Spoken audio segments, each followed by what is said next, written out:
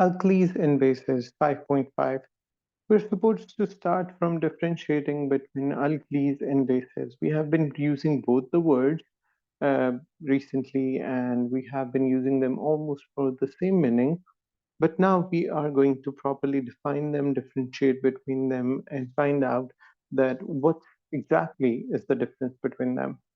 So instead of taking a few points over here and there from this page, I would love to go to the next page, page number 130, and use this Venn diagram.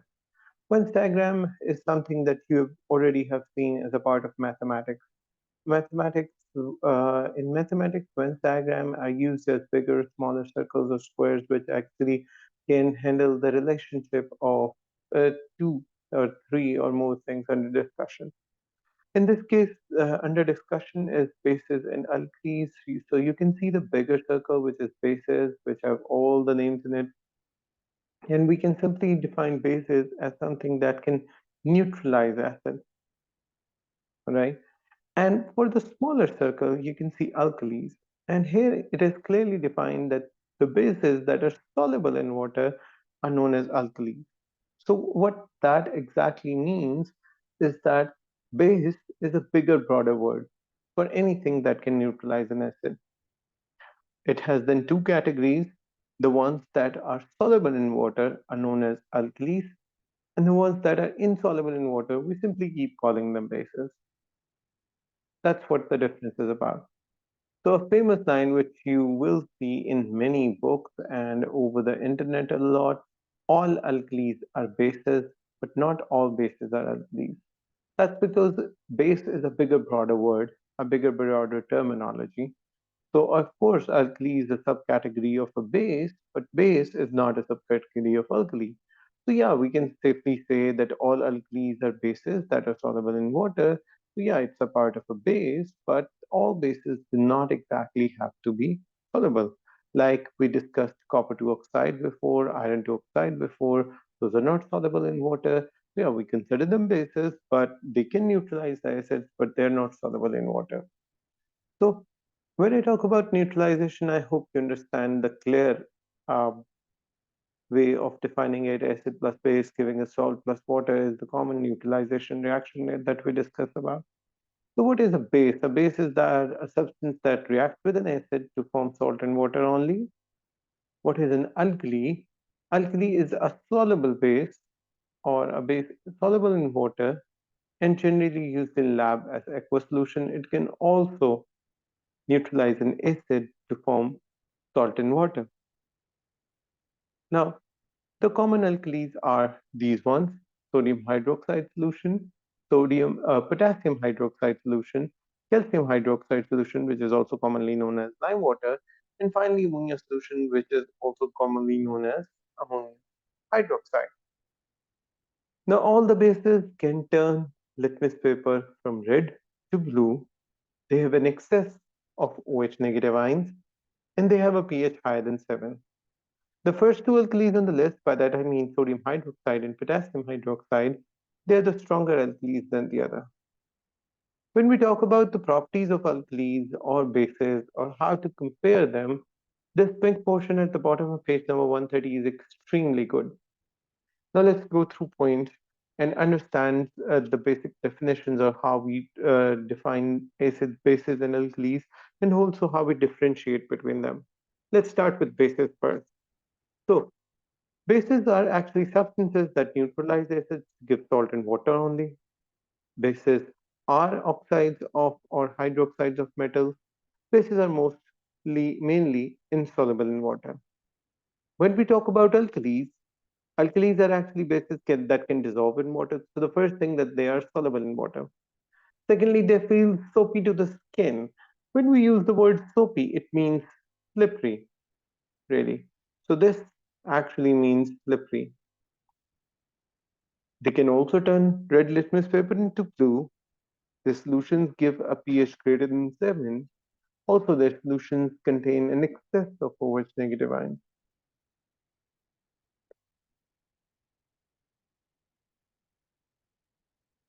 Lastly, antacids. Antacids are what we have already called them antiacids.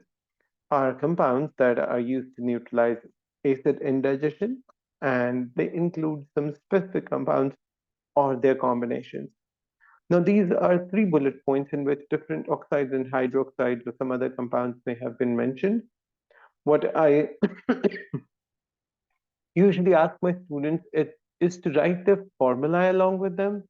So if they don't discuss it with the name and they discuss it with the formula, you would know that what kind of antacids we're talking about. So starting off with the first bullet point, that is magnesium oxide, the formula for which is MgO.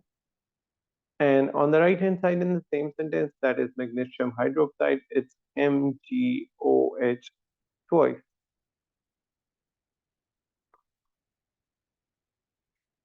Second bullet point, sodium carbonate. Sodium carbonate has the formula of Na2CO3,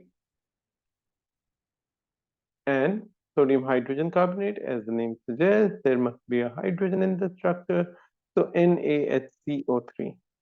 One is Na2CO3, the other one is NaHCO3. Finally, the last line, calcium carbonate, which is CaCO3, and magnesium carbonate, which is MgCO3. All right, this completes all the antacids, their names, and their formula.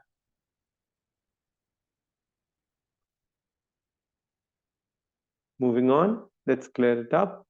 I hope you have done writing, right? Sir, I was writing There you go. Take your time. When you're done, let me know.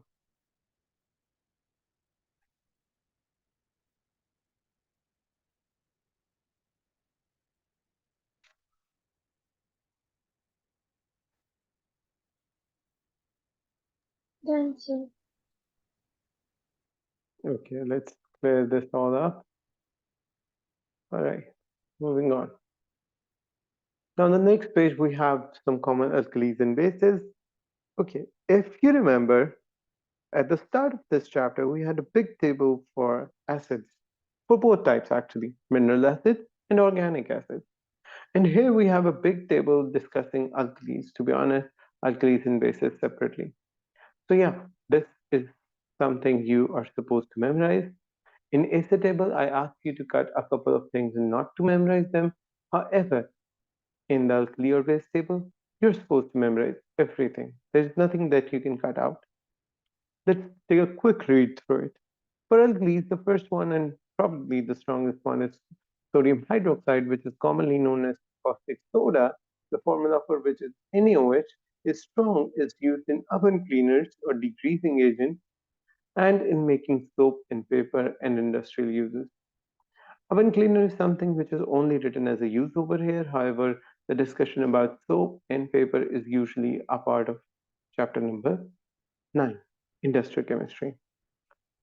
Okay, moving on. Potassium hydroxide, commonly known as caustic potash, formula is KOH, also strong in making soft soap and biodiesel it is used. Third, calcium hydroxide, which is commonly known as lime water. This time the formula is CaOH choice. It's also strong. It is used to neutralize soil acidity and acidic gases produced by the power station. Remember, we were using it in scrubber, right? The water showers that used to convert the rain into acid rain right over there in the industry. Then we used to treat it and remove the soil acidity. Okay. Oh, limited solubility is something that even if you don't remember would be fine. So you may cut out this part. It's entirely up to you. I'm leaving that for you. Okay. Next up is ammonia solution, or which we also call ammonium hydroxide. There are two ways of writing it. NH3 ammonia formula, but we simply write aqueous next to it. And the next other one is NH4OH. Here, I'd like to explain the reaction. When we try to dissolve ammonia in water, ammonia actually starts reacting, forming bonds with water, the result of which we get NH4OH, which is ammonium hydroxide. So ammonia solution or ammonium hydroxide means the same thing. Now, this one is not a strong alkali. This one is actually a weak one. It is used in cleaning fluids in the home, degreasing agent, and also to making fertilizers. We're done with alkalis.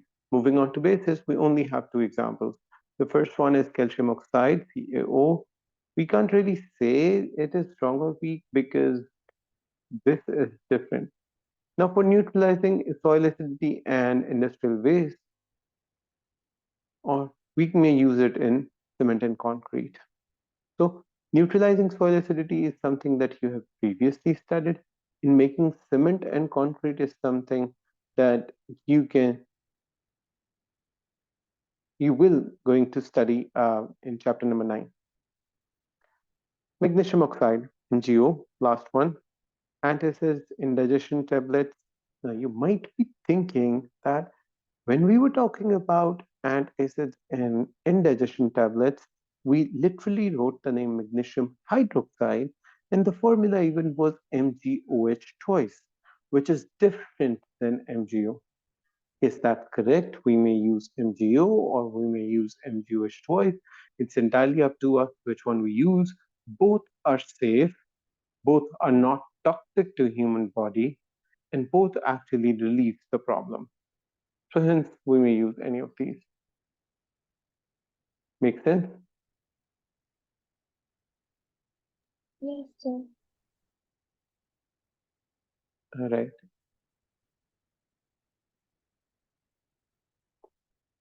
just a minute. Moving. Let's clear it up. 5.6. Characteristic reactions of acid. So characteristic Sorry, reactions of sir. acid. Walaikum assalam. 5.6 characteristic reactions of acids. So let's start with that. Now, in case of acids, there are three characteristic reactions that we need to go with, and all three of them have been listed in the bullet points over here. One by one, the first bullet point says a reactive metal. When acid reacts with a metal, that can be anything, magnesium, zinc, iron. We can pick examples of many reactive metals. Number two is a base or an alkali. This is basically a neutralization reaction. We already know when an alkali or a base reacts with acid, it produces salt and water. We commonly call it neutralization reaction.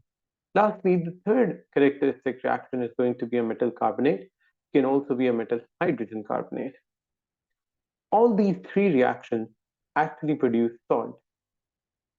Salt, how do we define a salt? A salt is a compound made from an acid when the metal takes place of hydrogen in the acid. It doesn't exactly need to be a metal every time. Yeah, most of the time it is a metal, but sometimes there can be a polyatomic ion which can replace the hydrogen ion, something like ammonium ion, and can still form the salt. So it doesn't exactly need to be a metal, but since most of the time it is a metal, that's why we define it this way. Let's move on to the next page and study the characteristic reactions. Every characteristic reaction is taught in similar way. The heading, what kind of reaction this is, a generic statement of how the reaction is going to go, and then further details like this. So every time you're going to see the heading, the same thing will happen. There are a lot of pink portions in these two pages, and those pink portions, every single one of them is very important. Let's start with the first characteristic reaction of acid, the heading on the top of the page, the reactions of acids with metals. And let me tell you, this is page number 132. The heading on the top of the page says the reactions of acids with metals. Now, the schemes actually make the whole thing really easy for us. Since the first pink portion tells us about the scheme of reactions of acids with metals, what happens that metals, when they react with acids, they produce salt and they produce hydrogen, hydrogen as in hydrogen gas, right? So this is what happens, and this is a generic way of writing it. So no matter how many times the examiner changes the metal or the acid, you are going to end up every single time in the similar way. What's the similar way? Let's write it and understand it. Before we go with the examples of the book, let's give our own examples. Now, let's suppose zinc is the metal that is reacting with hydrochloric acid, and it would produce zinc chloride and hydrogen. Now, if we put 2 before it here for balancing purposes, you will see that the whole equation is now balanced.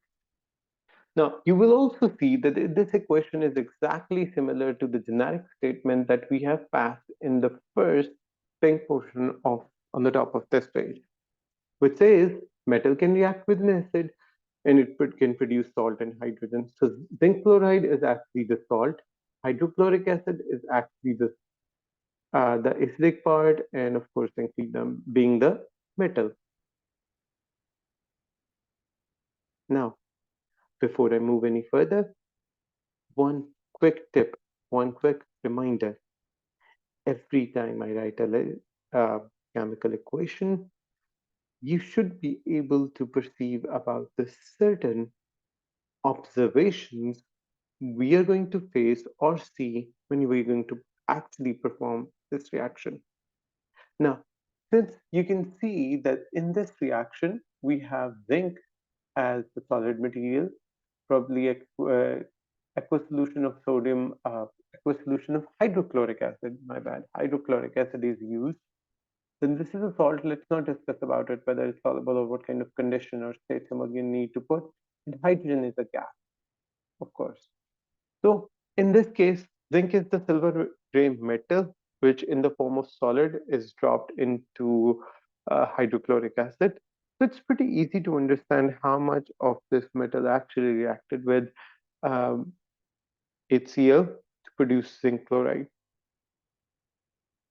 Now here, the silver gray appearance of the metal will slowly disappear,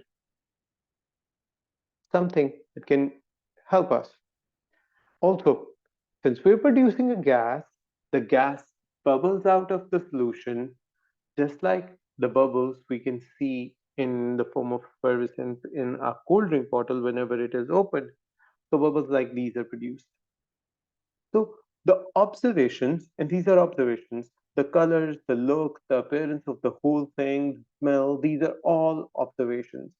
Physical observations are very important and they're not taught for every single chemical reaction in the book. I hope you understand that part by now. There are approximately more or less about 500 to 700 different chemical equations in the book, and with every reaction, we can't keep on going and explaining what kind of properties or what kind of observation it's going to give. So, what do? We pass some generic statements. Solid, probably a proper color, may dissolve during a reaction. Liquid changes color, that's good. If it does not, since in this case it does not give any colored solution, we're not going to put it as a reason or as a part of observation. And lastly, any gas, be it hydrogen, be it any other gas, if we are working with in a chemical reaction in the form of solutions, you can always talk about this effervescence or this bubbling. So there are some easier hints with solid liquids and gases attached, which we can always write with any kind of reaction they come up with and ask us about the actual observations. So I hope this is clear since this was an easy one. Metal plus acid gives us salt plus hydrogen, so you can easily understand it. However, there are some examples in this portion too, but before we move on to examples, there is one very important piece of information that they have written. The salt that is made depends on the acid. How? Hydrochloric acid actually gives a chloride salt. So if the acid being under consumption is hydrochloric acid, we already know our chloride salt or our chloride salt would be obtained. Next up, nitric acid gives a nitrate salt, sulfuric acid gives a sulfate salt, ethanoic acid gives an ethanate salt. So every time the acid itself is defining the type of salt we're going to get. So I think this should be really easy. In order to make it more easier, we're going to go with the examples given right at the bottom of this pink portion. Notice magnesium is reacting with nitric acid and producing magnesium nitrate. It's pretty simple. That's how we divide it. H goes out, magnesium takes its place to form magnesium nitrate. Let's take another example to understand, the one right below it. Zinc reacts with hydrochloric acid. It produces zinc fluoride. How do we know? That zinc is going to, let's divide it, react with this and zinc fluoride and H2. All right. So we do understand that the type of the acid and the type of the salt is works accordingly. How? Because acid always have its positive ions, and the negative ion is something that is going to define what the salt is going to be. Okay, clear enough? Yes, sir. All right. What if I tell you another name of an acid and I ask you to predict its the name of the salt that it makes? Okay, so phosphoric acid. Can you predict what kind of salt would it make? Phosphate. Right, good.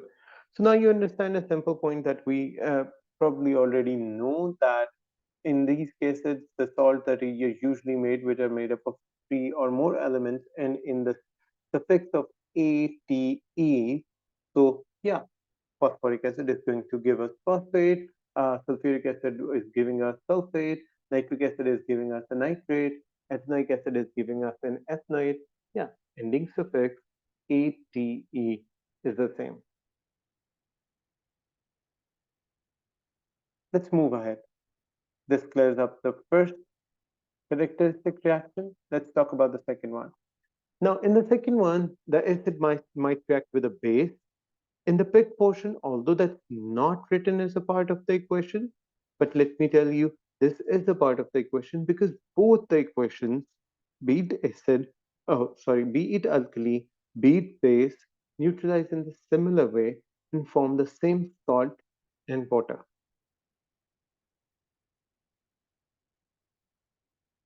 I hope that's understandable. Moving on, there is a little bit of a diagram there, and this diagram is going to be extremely beneficial for us. But first, the example of the second method. So in this one, we have sodium hydroxide reacting with hydrochloric acid, producing sodium salt, sodium chloride actually, and water.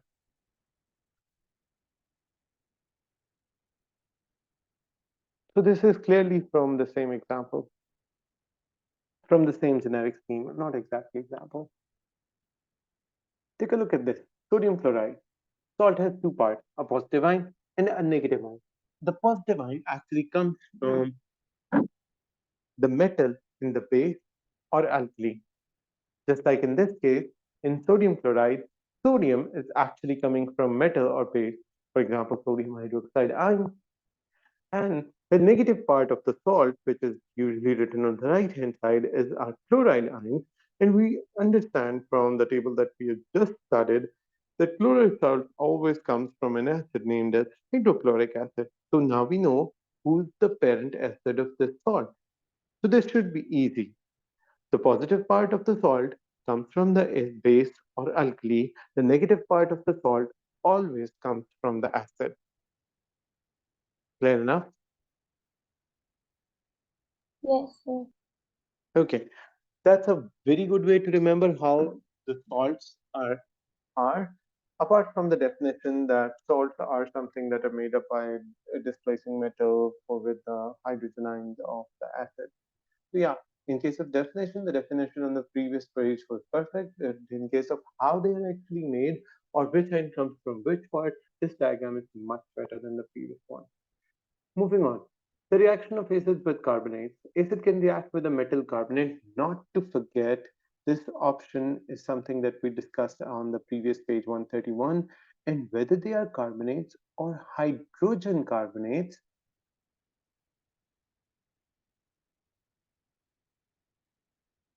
they're going to form salt, water, and carbon dioxide. Let's take an example. Unfortunately, on the start of very next page, page number 133, we have a big table that forms different salts with different acids and different bases.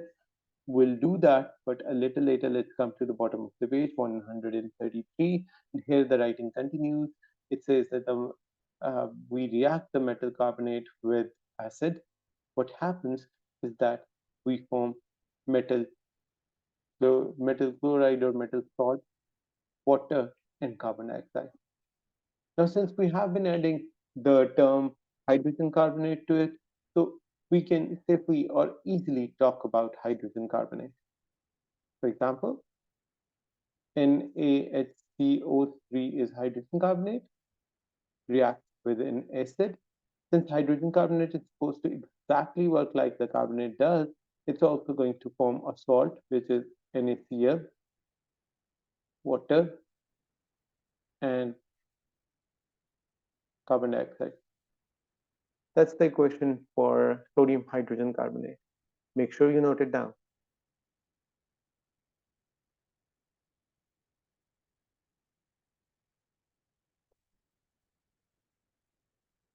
When you're done writing, let me know.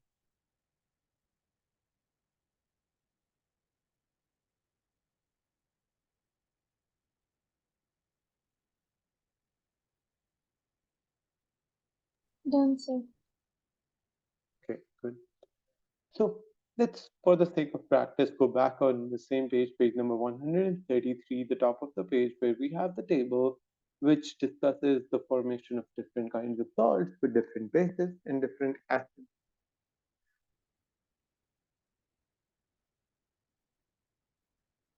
Okay, I hope this is easy since everything's written. You just need to go through it and understand that the salt formed every time depends upon the parent acid. Now, the base may contain hydroxide ions and the acid may contain chloride ions, but actually, in this case, I forgot what I was saying. Sorry.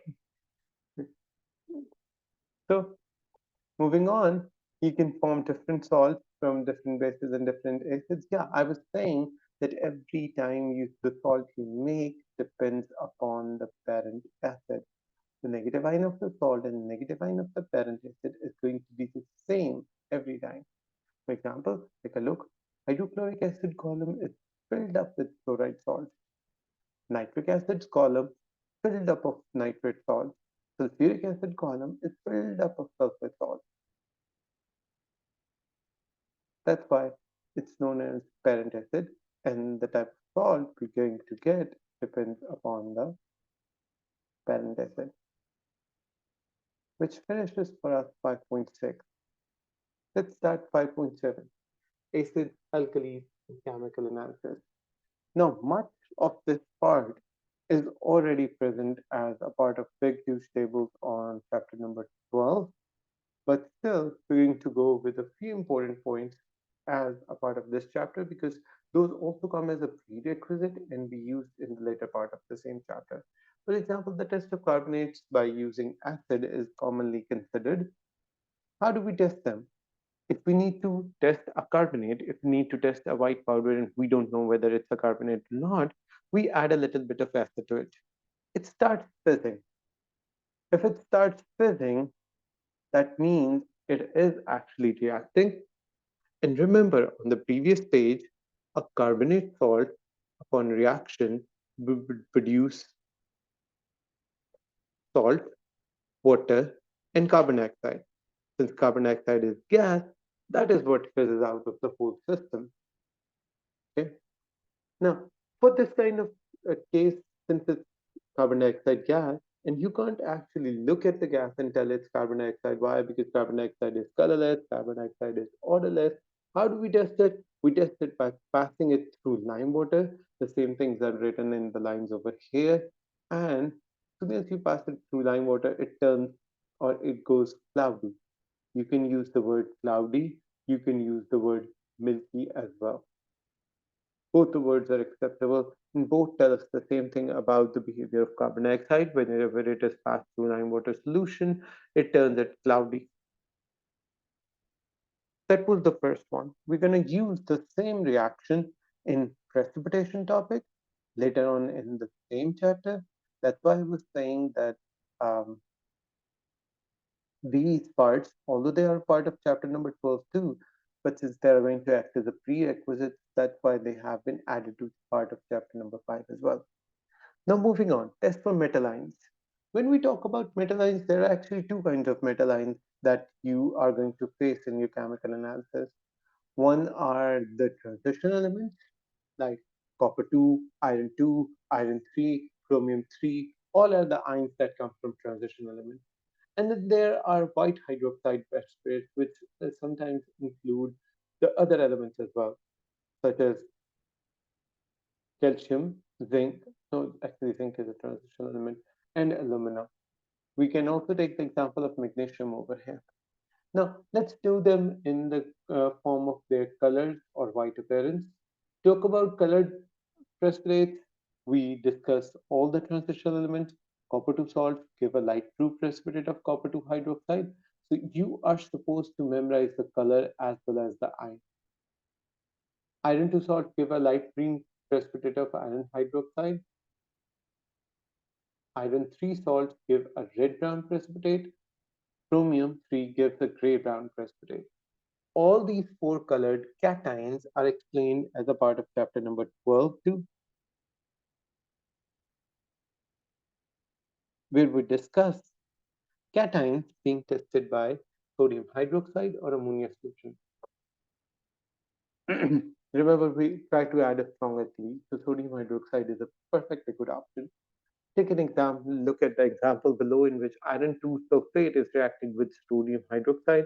And since sodium is far more reactive than the elements we were currently discussing about, sodium hydroxide's reaction produces a precipitate of iron 2 hydroxide that is green precipitate. So, which one is the precipitate?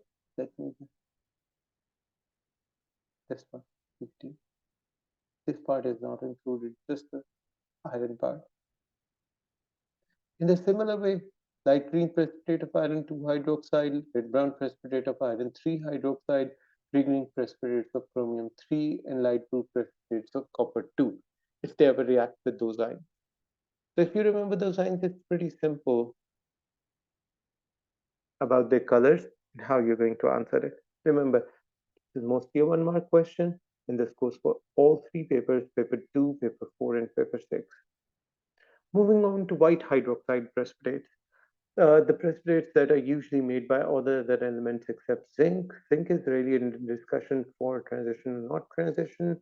So aluminum, calcium, magnesium are going to always produce white hydroxide precipitates. So the reaction, if you take a look at it, zinc sulfate reacts with sodium hydroxide. It forms zinc hydroxide, which is a white precipitate. Now this precipitate, when hot, it has yellow color. It converts to white once it is not hot. Okay, that only goes for zinc oxide. For the rest of these, they're all white. Okay, there may be parts in here which talk about precipitate dissolving and redissolving.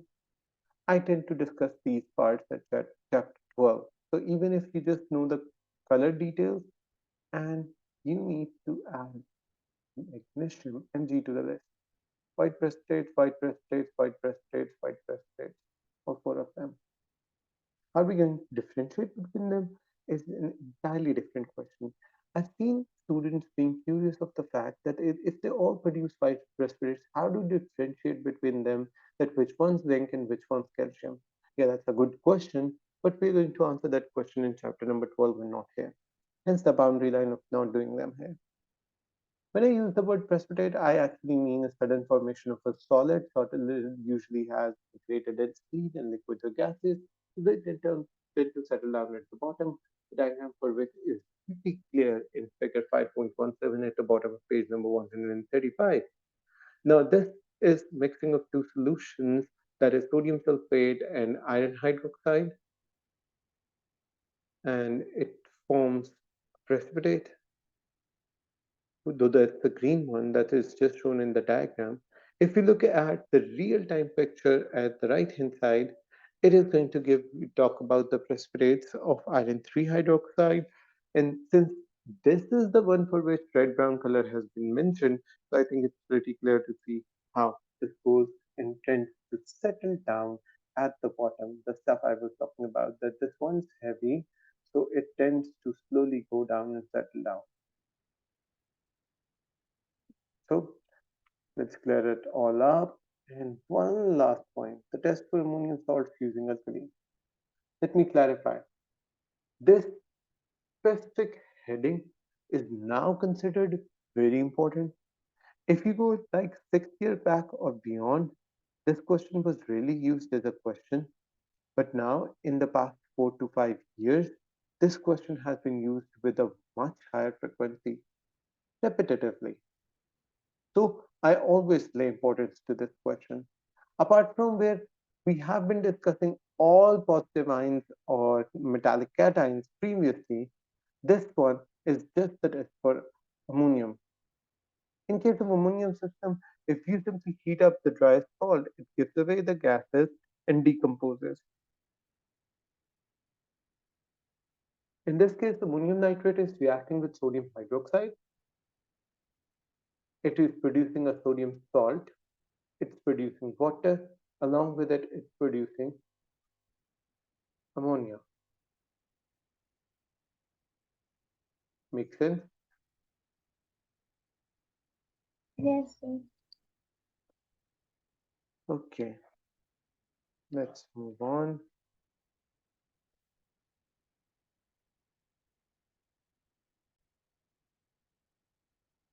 5.8 salts. Since we are almost done discussing acids and bases or alkalis or the difference between them, or how a neutralization reaction goes, and how a neutralization reaction produces the salt, so it's about the high time that we discuss salt. In this topic, 5.8, we are going to start discussing with the salts and the most common salts that we face in life. Apart from that, we are going to discuss two very important pieces of information about the salt. Now, since every time we talk about a salt, the first thing that comes to mind, whether it's going to be water soluble or insoluble, and that's what changes the state symbols for salts in the chemical reaction. So we need to understand that. So right after, as soon as we start this topic, we are going to move about the solubility section, and then salts may have water crystallization. That is going to be the second most important point and the second point of discussion in this topic. So when we start with salts, we actually introduce the salts or their importance. If I introduce salts, rock salt or sodium chloride is the most common salt. We also call it table salt, and that is something that we use to eat every day. Apart from that, this salt is usually mined from the earth. There are two large mines on the planet, and those are just in two countries, Pakistan and Poland. For the rest of the countries on the planet, what do they do? They actually take out ocean or seawater and they actually try to take salt from it. Those salts are known as sea salts, for which we have the second right hand side paragraph. Sea salts are not just sodium chloride, and they actually contain more salts as well. For example, magnesium chloride, calcium sulfate, potassium bromide, and other salts. So one of the pieces of information that has been considered previously, but you don't actually need to memorize it. When it comes to memorization, I'd like to come to the bottom of page number 136, the table 5.10, most common salts in use. If you need to memorize something about salts, this is probably one of those things which you can memorize, but still, I'm leaving it as optional. Not important that you do, but if you do, it is going to give you a little bit of edge towards the other student and you're going to be faster than them. So if you want to be faster in exam, you can go ahead and memorize this table. Now let's start with ammonium chloride. The parent of it is hydrochloric acid. The name chloride can tell you the parent names, name nitrate, nitric acid, sulfate, sulfuric acid, so on and so forth. You'll see the name of the salt and the parent name conforms one another. Most of them are going to be white crystal based salt. Only any salt, if there is a transition element, could be a colored salt. Take a look at these. All of them are white because none of them consist transition element except one which is known as second last, and that is copper to sulfate. Since copper is a transition element, the color of the crystals for the salt is blue. The rest are all white. Let's talk about the different uses that we have. Ammonium chloride used as a fertilizer, ammonium nitrate, also fertilizer and explosive, and ammonium sulfate fertilizer. This gives you a clear idea that all ammonium salts can be used as fertilizer. This is an easier way to remember the uses. Next one is calcium carbonate. It is present in the form of marble, eggshells, limestone, chalk. It has many forms.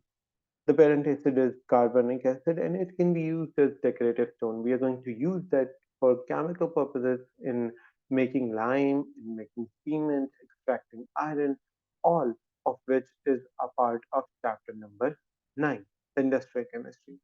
Next up is calcium sulfate, which is commonly known as gypsum, and from this we make plaster of Paris. Plaster is then used for wall plasters or plaster casts, which we commonly wear after accidents. Sodium chloride, I mean bone-related accidents, to be honest, fractures. Sodium carbonate is commonly known as washing soda and is a big part of detergents. Again, it is used in cleaning or water softening. Magnesium sulfate is also known as Epsom salts. They are health salts, they are laxatives. So laxatives actually help us with different diseases such as diarrhea. Now, copper 2 sulfates are actually fungicides. This is slightly poisonous, so we just talk about its fungicidal action. Last one is calcium phosphate, and it is commonly used to make fertilizer. All the parent acids are written next to it. We have already practiced the top two or three salts. Afterwards, I hope it's easier for you to understand which salt is belongs to which parent acid. Moving on, this was the thing I was talking about, how to take sea salt. You take big planes and you fill those planes up with water. Water dries up under the sun, leaving the salt off, and then you simply scrape the salt. Since it's sea salt, it contains many salts to be accurate. So we can separate those salts actually. Now, sodium chloride is one of the most important salts. When we talk about its importance, it is one of the questions which have been repeated in past papers. So there are a few points that we actually write with it. Number one, it is involved in muscle contraction, first use in human body. Second, it helps with the nerve impulses or the conduction in nervous system. Point number two, it regulates osmosis or the passage of solvent molecules through membranes. It is converted into hydrochloric acid that aids digestion in our stomach. Number four, this one is number three. So these are 3 to 4 uses of sodium chloride. A couple of them have asked been before in the exams. If we lose too much salt during sports, exercise, or hard work, it can give us muscle cramps. We have drinks that we name as isotonic drinks, and those drinks are designed to replace the loss of this water, to restore energy, and to restore the balance of mineral ions in our body, right? So this actually completes this part. Now, the two important questions. Is the salt soluble or insoluble in water? For which we have the heading, the solubility of salts. The second important point, do crystals of the salt contain water of crystallization? For which we have another important heading at the bottom of the page, water of crystallization. Let's start with solubility of salts first. To be honest, it's a table that you need to cram as soon as possible. Now, this table seems a little difficult, but if you go with technique, this table is really very easy.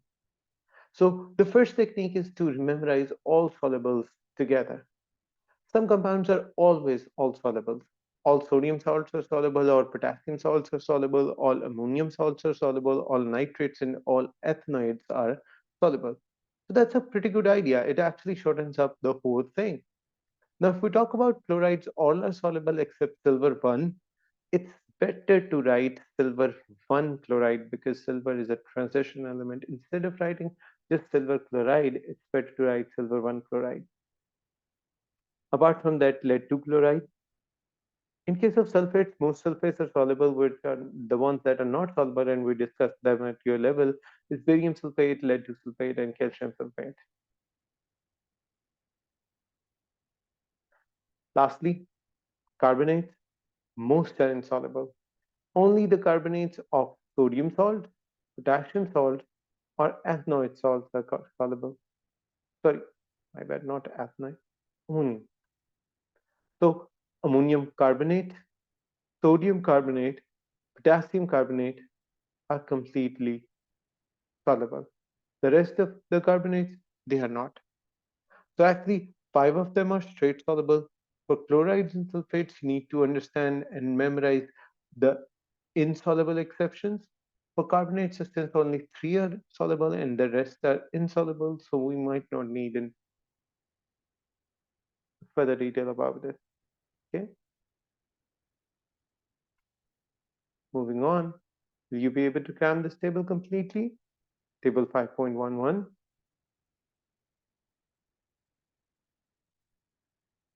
Yes, sir. Could you please repeat what you just said? Would you be able to cram the whole table, table 5.11?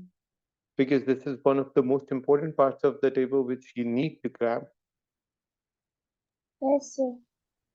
Good, good.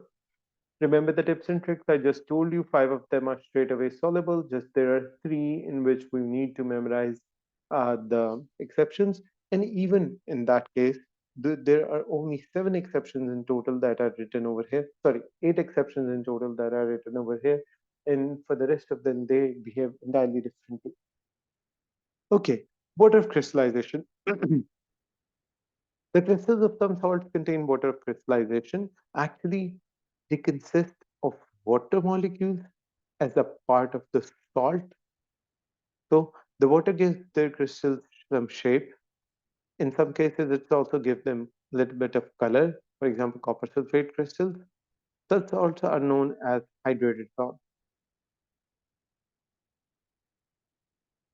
Moving on to the next page, page number 138. There you can see an example. This is the example of copper to sulfate crystals. They are blue in color because there are five molecules of water which are supposed to be bound with it.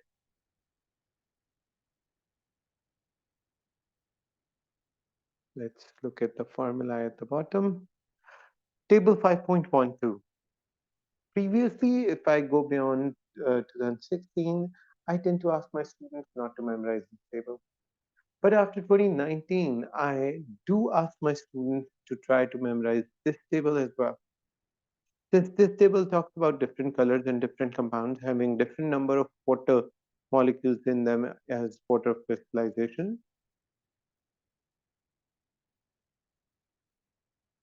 Okay, copper 2 sulfate, CuSO4 5H2O, cobalt 2 chloride, CuCl2 6H2O, iron 2 sulfate, FeSO4 6H2O, all colored. The rest are made up of simple metals and they're all white. Don't get confused because some of them may hold different number of water molecules. So if you see some alternate formula in exams, don't worry. Let me give you an example.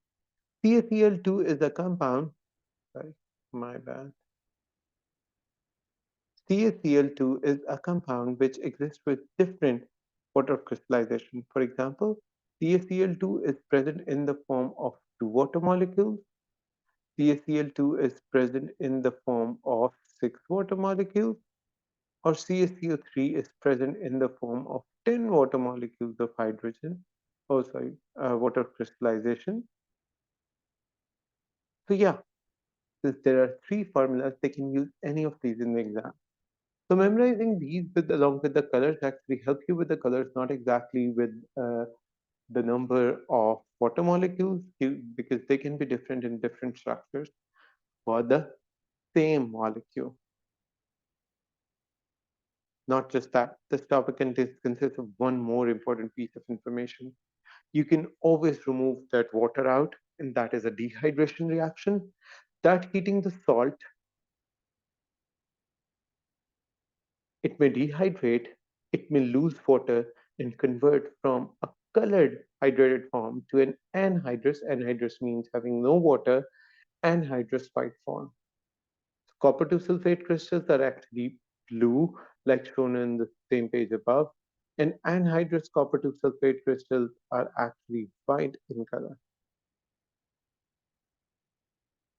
This reaction is reversible. We can always add water back to the system. If we do, it's going to give out a lot of heat and convert it instantly from a white anhydrous color to a blue hydrated color. The experiment that I'm telling you right now is given in the CD that comes along with this book. So you can always take that CD, play the videos. One of those videos will consist of this reaction. That's about it. 5.8. That 5.8 is also finished.